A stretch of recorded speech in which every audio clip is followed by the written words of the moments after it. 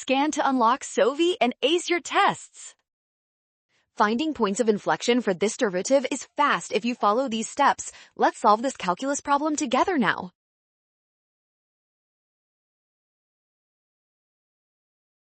To find the points of inflection, we first need to calculate the second derivative of our function. We will differentiate the given first derivative expression with respect to the variable x.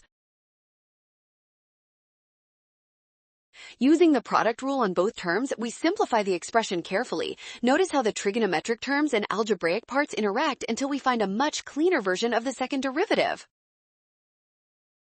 Setting the second derivative to 0 reveals x equals -1, 0, or 1. Since these fall within our interval, option D is correct.